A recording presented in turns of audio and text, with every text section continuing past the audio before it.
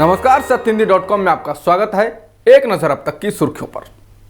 पंजाब कांग्रेस में संकट के बीच राज्य के मुख्यमंत्री चरणजीत सिंह चन्नी ने आज कैबिनेट की बैठक बुलाई है। समझा जाता है कि सिद्धू के इस्तीफे के कारण पंजाब कांग्रेस में हुई हलचल को लेकर ये बैठक हो रही है। क्या इसमें सिद्धू को मनाने के लिए कुछ फैसले लिए जाएंगे? रिपोर्ट है कि नवजोत सिंह सिद्धू का इस्तीफा अब तक मंजूर नहीं किया गया है, तो क्या वे अपने फैसलों को वापस लेंगे? ये सवाल इसलिए कि अब कुछ घटनाक्रम ही ऐसे चले हैं। सिद्धू से मुलाकात के बाद चन्नी सरकार में मंत्री राजा वडिंग ने कहा कुछ मामूली मसले थे जिनकी वजह से गलतफहमी हुई और उन्हें बुधवार को सुलझा लिया जाएगा। सिद्धू के करीबी प्रगट सिंह भी उन्हें मनाने में जुटे हैं। कांग्रेस के राष्ट्रीय महासचिव केसी वेणुगोपाल ने सिद्धू के इस्तीफे पर कहा कि चिंता की कोई बात नहीं है, सब कुछ जल्द ही ठीक हो जाएगा। नवजोत सिंह सिद्धू के द्वारा प्रदेश कांग्रेस अध्यक्ष पद से इस्तीफा देने के बाद अब पूर्व प्रदेश अध्यक्ष सुनील जाखड़ ने सिद्धू को निशाने पर लिया। जाखड़ ने कहा ये क्रिकेट नहीं है। उन्होंने ट्वीट कर कहा कि इस पूरे एपिसोड में जिस बात से समझौता किया गया है वह है कांग्रेस नेतृत्व का पीसीसी अध्यक्ष सिद्धू पर विश्वास करना। उन्होंने कहा कि गरिमा को ताक पर रखकर उसका इस तरह से उल्लंघन करना बिल्कुल भी सही नहीं ठहराया जा सकता है।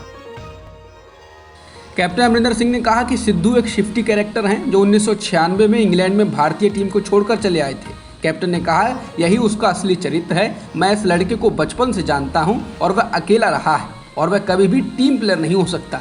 कैप्टन ने कहा कि मैं हमेशा से कह रहा था यह आदमी अस्थिर है और खतरनाक है और इसे पंजाब चलाने का काम नहीं सौंपा जा सकता है। श्रोमणी अकाली दल के प्रमुख सुखबीर सिंह बादल ने नवजोत सिंह सिद्धू को एक बार फिर मिसगाइडेड मिसाइल बताया। उन्होंने कहा कि मैंने पहले भी कहा था कि नवजोत सिंह सिद्धू एक मिसगाइडेड मिसाइल हैं जो ये नहीं जानती कि वह कहां जाएगी या किसको मारेगी। बादल ने कहा कि उन्होंने पहले पंजाब कांग्रेस अध्यक्ष बनकर कैप्टन अमरिंदर सिंह को तहस नहस किया और फिर उनकी पार्टी का सफाया किया। बादल ने कहा कि पंजाब का हर बच्चा ये जानता है कि सिद्धू एक अहंकारी आदमी है। उन्होंने कहा कि पंजाब को बचाने के लिए मैं सिद्धू साहब से मुंबई जाने का अनुरोध करता हूँ। कन्हैया कुमार के कांग्रेस में आने के बाद बिहार कांग्रेस के कई नेताओं की राय है कि कन्हैया कुमार बिहार कांग्रेस में नई ऊर्जा भर सकते हैं और इसे जड़ता से बाहर निकाल सकते हैं। बिहार कांग्रेस के कार्यकारी अध्यक्ष कौकब कादरी ने द इंडियन एक्सप्रेस को बताया कन्हैया कुमार एक लोकप्रिय नेता हैं और अच्छे वक्ता हैं। वह निश्चित रूप से पार्टी में ऊर्जा भरेंगे और इसे जड़ता से बाहर निकालेंगे। वह सही मायने में स्टार प्रचारक साबित होंगे। ये पूछे जाने पर कि क्या कन्हैया को पार्टी के दिग्गज नेताओं के विरोध का सामना करना पड़ेगा, कादरी ने कहा कि कन्हैया को सीधे कांग्रेस आलाकमान द्वारा पार्टी में लाया गया है और इसलिए कोई भी उनके विकास का विरोध नहीं करेगा। कादरी ने कहा कि पार्टी ने दिग्गज नेताओं को पर्याप्त समय दिया। उन्होंने कहा कि पार्टी अब एक युवा नेतृत्व में निवेश कर रही है और सभी को इसका स्वागत करना चाहिए। अमेरिकी अखबार न्यूयॉर्क टाइम्स ने अब उस दावे को खारिज कर दिया है जिसमें कहा जा रहा है कि न्यूयॉर्क टाइम्स ने अमेरिकी दौरे के दौरान पीएम मोदी को पहले पेज पर जगह देकर लिखा कि धरती की आखिरी उम्मीद और दुनिया का सबसे ताकतवर नेता। अमेरिकी अखबार ने अब न्यूयॉर्क टाइम्स कम्युनिकेशंस के ट्विटर हैंडल से ट्वीट कर लिखा है यह पूरी तरह से फर्जी तस्वीर है।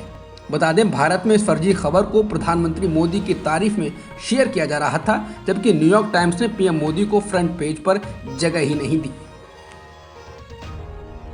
उत्तर प्रदेश के मुख्यमंत्री योगी आदित्यनाथ ने एक बार फिर किसान आंदोलन पर निशाना साधा। उन्होंने हिंदुस्तान टाइम्स से बात करते हुए कहा कि इस किसान आंदोलन का यूपी से कोई लेना देना नहीं है। यह आंदोलन भी अब किसान आंदोलन नहीं बल्कि इसके राजनीतिक उद्देश्य भी हैं। इस आंदोलन का असली किसानों से कोई लेना देना नहीं।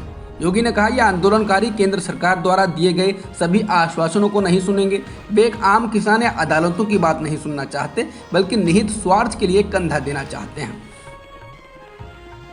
भारत में पिछले एक दिन में 18,870 कोरोना संक्रमण के नए मामले दर्ज किए गए हैं और इस दौरान 378 लोगों की मौत भी हुई।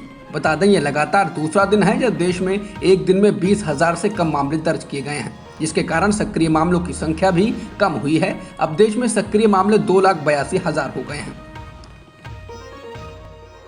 जापान की सत्तारूढ़ लिबरल डेमोक्रेटिक पार्टी अपने नए नेता का चुनाव आज करने जा रही है। पार्टी में नेता के चुनाव में जीतने पर सीधा दावेदारी पीएम पद की होती है। पार्टी के चीफ के रूप में चुने जाने के बाद निश्चित रूप से कुछ हफ्तों में होने वाले आम चुनाव से पहले और कोविड-19 महामारी से लड़खड़ाती अर्थव्यवस्था के बीच अगला प्रधानमंत्री घोषित हो जाएगा। अब तक की खबरों में इतना ही। बाकी खबरों के लिए बने रहिए सत्यहिंदी.com के साथ। सत्य हिंदी का ऐप डाउनलोड करें गूगल प्ले स्टोर पर।